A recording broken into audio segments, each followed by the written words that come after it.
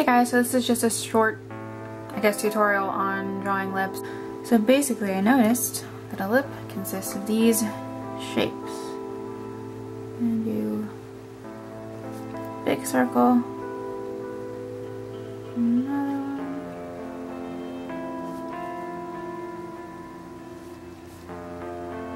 and kind of do a little like triangle-ish shape.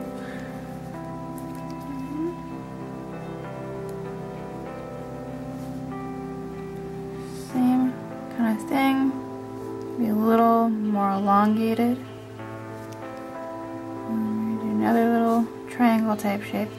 Looks kind of weird, right? So then you can sort of follow a line along here. Sort of following circles. A little funny, but it works. This is very, if anyone ever had Ed Emberley books as a kid, he would break everything down into shapes. And I definitely got a lot better at drawing from that. I don't necessarily do it in my normal art, but I can think with it when I need to. Okay, so then we're gonna go along here. This isn't the best one. The ones I did earlier were a little better, I think, but we'll see. There we go. See, we got the shape. Then I'm gonna come in, erase the stuff we do not want. Oops, sorry about that.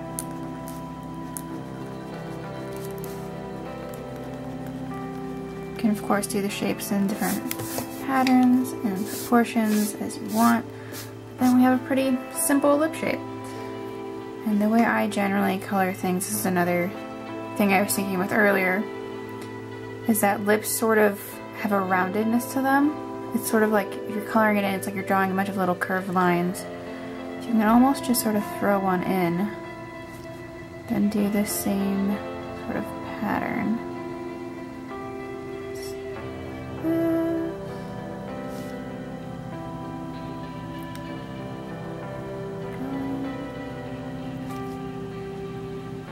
Now of course, depending on if someone's wearing lipstick or lip gloss or nothing, do different textures and lighting and such. I generally find, because the lip sort of puffs out, that down here is darker.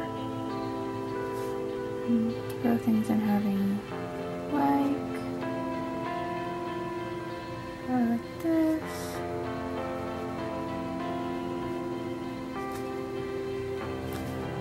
And same way if you had like lip liner on, there's gonna be a darker edge.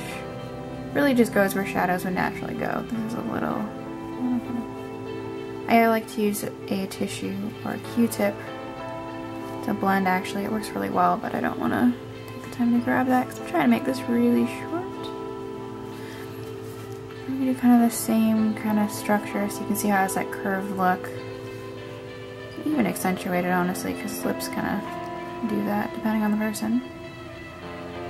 Again, same kind of curviness.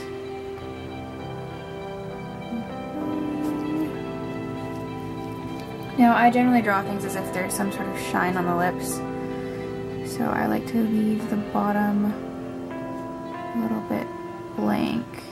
You'll see what I mean when I get there. I'm still doing that sort of curved shape to give it that, you know, curved shape. You can do some little lines through it. It's turning out a little more liney than I would like. It's working. And there's those little like sort of, I don't know what to call them other than folds, which sounds kind of weird, but there's those sort of lines that are a little darker on lips. Generally, I like to do the inner side a little darker. Again, you can just, you know, look at photos or look at yourself and you can kind of see how shadow falls, especially if you pay attention to like makeup tutorials and stuff like that. You can get a good idea because I follow the same principles of shadows and highlight and all that kind of stuff. darker in there. Again, I'm only using one pencil, so, you know, it's only gonna have so much variance. You can do more, of course. Use a harder pencil, softer pencil, whatever you want. That's just a really simple way of doing a lip shape. And of course, you can add in a little shadow, a little line in there. Little, I forget what this is called, a little Cupid's bow. Shading. Blur that. And yeah, that's the general kind of thing that I realized today in terms of the shape of lips. Get in there. Sorry for the lighting. See, it's just, that's it. That's a general structure of a lip. You can do this different ways. Earlier I did a couple versions. This guy, this guy.